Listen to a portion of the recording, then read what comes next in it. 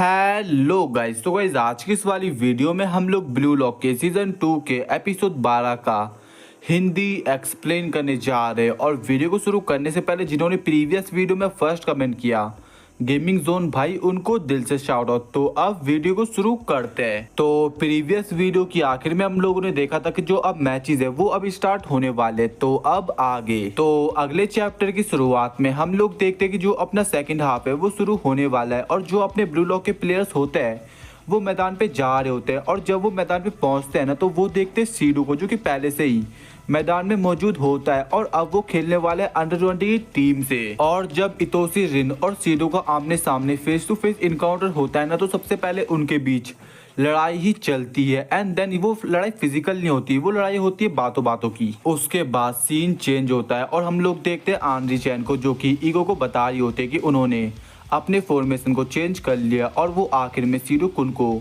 Use करने वाले। तो तुम इस पर कैसा रिस्पॉन्स करोगे ईगो सान? फिर ईगो से बताता है कि हम लोग अपने फॉर्मेशन को चेंज नहीं करने वाले। उन्होंने पहले से ही इस पॉसिबिलिटी से प्रैक्टिस कर रखा है कि वो सीडू कुन को फेस करने वाले, तो इसीलिए वो इतनी आसानी से टूटने नहीं वाले। और ऐसा भी नहीं है कि जो कोच है उसने जो डेकोरेट कर रखा है वो उसका यूज सही से कर पाएगा। और यहाँ पे वो सीडो की बात ही कर रहा होता है। और फिर हमें सीडो के बारे में ये भी पता चलता है कि जो सीडो है वो ब्लू लॉक में ऐसा प्लेयर था जिसको कोई भी हैंडल नहीं कर सकता। और उन्हें आखिर में पता चल ही जाएगा कि क्या रीजन है उसे चुनने का। और वो लोग देख पाएंगे ईगोइस्ट डिजायर इतोसी साय का, क्योंकि जो मैच है वो अब स्टार्ट होने वाला है। इसके बाद अपना गेम शुरू हो जाता है, जहाँ पर जो बॉल होती है वो इतोसी साय के पास होती है। और वो बॉल पास करता है सीडो को। और फिर वो लोग आगे की तरफ जा रहे होते हैं। और फिर से जो सीडो होता है वो बॉल पास करता है इतोसी साय को। और जो निको होता है ना वो सीडो की मूवमेंट को रीड करने की कोशिश कर रहा होता है। आई मीन उसकी मूवमेंट रीड कर रहा है वो। और फिर जो सीडो होता है वो कुछ अलग तरीके से मूवमेंट करता है, जो देखकर ना ब्लू लॉक के प्लेयर्स को तो छोड़ो,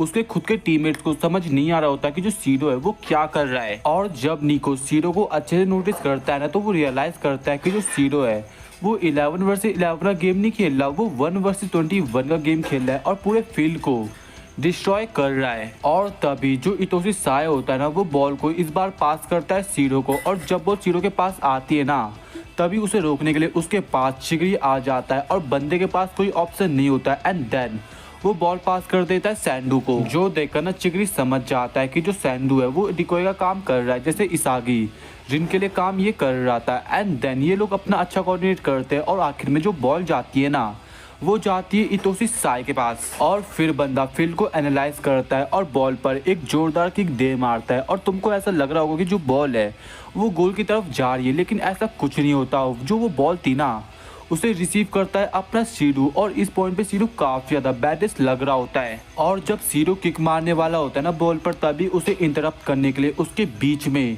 निको आ जाता है, जिससे जो बॉल की डायरेक्शन होती है ना वो चेंज हो जाती है पूरी। और निको के इस इंटरप्ट से ना जो सीडो होता है वो जमीन पे गिर जाता है। और फिर रेफरी को भी उस जगह आना पड़ता है। और फिर वो निको को एक येलो कार्ड देता है, जिसकी वजह से जो अब अपनी अंडर 20 की टीम होती है उन्हें एक फ्री किक मिल जाती है। और इस फ्री किक को यूज करने वाला है अपना सीडू। और अब इतोसी साय सीडू से पूछता है कि वो लोग काफी क्लोज है और काफी सारे, और तुम्हारे पास कोई जगह है जहाँ से तुम शूट करके गोल कर सकते हो। लेकिन अपना सीडू भी लाइक चुप हो जाओ, ये गोल मैंने अर्न किया तो इस गोल को मैं ही करने वाला हूँ। फिर साय उससे पूछता है कि क्या ये रियली में एक बेस्ट ऑप्शन है, और मैं तुमसे पूछ रहा हूँ कि क्या इसी ऑप्शन के बारे में तुम केवल सोच सकते हो। और अभी तक सीडो को बात समझ नहीं आ रही होती। और अगर साफ शब्द में बोला जाए तो जो साय होता है वो इस मूवमेंट पर सीडो को एक बेस्ट गोल को इमेजिन करने को बोल रहा है, जो सुनकर ना जो सीडो होता है वो भी थोड़ा सोचता है। एंड देन वो उसे कहता है मेरे पास एक सुपर एडवांस टेक्निक है, लेकिन मैं ये सोच रहा हूँ कि तुम मेरे को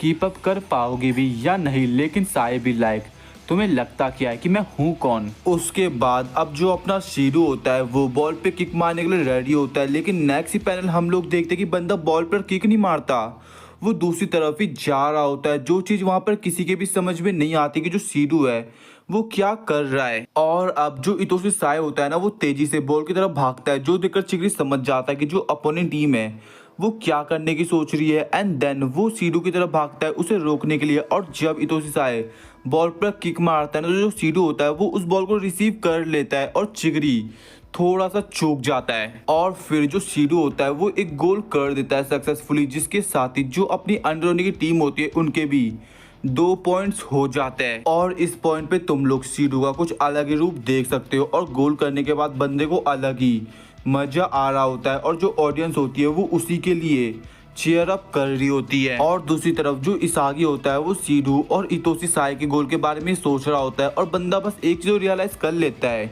कि अगर उन्होंने उसे नहीं रोका उन्हें नहीं रोका तो चीजें बदलने में टाइम नहीं लगेगा और उनका गेम खत्म हो जाएगा, तो उन्हें जल्दी उन्हें रोकना पड़ेगा। लेकिन जो अपने चिगरी और निको होते हैं ना वो इस पॉइंट पे काफी ज्यादा थक चुके होते हैं और ये चीज ईगो नोटिस कर लेता है। और फिर हम लोग ईगो को देखते हैं जो कि अपने प्लेयर्स को बोलता है कि अब समय आ चुका है सब्स्टिट्यूशन का, जो सुनकर ना वहाँ पे जितने भी लोग होते हैं उनकी दिल की धड़कनें हाई हो रही होती है कि कौन जाने वाला है। और फिर ईगो अपनी बात को कंटिन्यू करता है, जो हमारा बैलेंस है वो अभी टूट चुका है और हमें ऐसे प्लेयर की जरूरत है जो कि हमारे लाइनअप को टाइट कर सके और इसीलिए मैं भेजने वाला हूँ। लेकिन तभी सीन चेंज हो जाता है। जो इसागी होता है ना उसने चिगरी का पैर पकड़ा हुआ होता है और वो उसे बोलता है कि क्या जो तुम्हारे नी है वो ठीक है। तो चिगरी जवाब देता है हाँ, लेकिन मेरे को माफ करना, अभी बस सेकंड हाफ शुरू ही हुआ था। और बंदा अपने मन में सोचता है कि उसने अपना सारा समय वेस्ट किया बॉल के पीछे भागना, जहाँ पे उसे गिव अप कर देना चाहिए था। और अब वो जब वो अपने आसपास देखता है तो जो ये इम्पोर्टेंट टाइम है